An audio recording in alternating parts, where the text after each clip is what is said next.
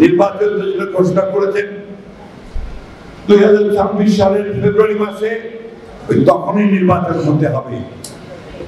PR হবে কি হবে না ওটা আগামী পার্লামেন্ট সিদ্ধান্ত নেবে। গণভোটের কথা বলেছে, আমরা রাজি হয়েছি, ঠিক আছে, প্রয়োজন ছিল না, গণভোটের কোনো প্রয়োজন ছিল না, তারপর রাজি হয়েছে যে ঠিক আছে, ওকেই বলছে ঠিক আছে আমরা করি। আমরা বলেছি যে নির্বাচনের দিনই গণভোট করতে হবে, কারণ আমরা গণভোট করতে হলে থেকে আরো খরচ বেড়ে যাবে, প্রায় 1000 কোটি টাকার উপরে সেই খরচ হবে।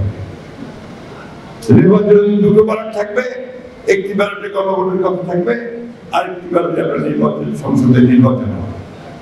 এটাই তো অত্যন্ত সুন্দর কথা। এটা না করে এখন আবার তারা গণভোট আগে হতে হবে, তারপরে নির্বাচন হবে, এটা আপনারাই বলছেন। আমরা তো নির্বাচনের পেছনের কথা একবারও বলিনি, আমরা বারবার বলছি যে নির্বাচনটা অতি দ্রুত করতে হবে। এই কথা বলে মানুষকে মিথ্যা কথা বলে প্রতারণা করবেন না।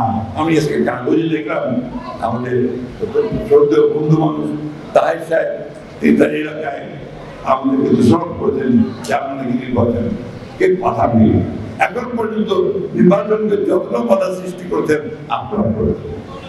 আপনার পিয়ারের নামে নিয়ে এসে যেটা আলোচনা ছিল না, প্রস্তাব ছিল না, এই কথাকে আপনি আপনারা করেছেন। জোট পাকিয়ে রাস্তার মধ্যে আন্দোলন করছেন এবং ধমক দিচ্ছেন আজকেই এটা হবে, তাহলে আমরা এটাতে মানুষকে বোকা বানাবো। আমি এই বিষয়ে আর কথা বলতে চাই না।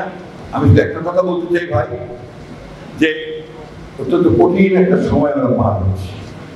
এই সময়টা আমাদের জন্য একটা পরীক্ষা, যেখানে কতটা ধৈর্য ধরে আমরা এই সময়টা পার করতে পারি, নির্বাচন করতে পারি।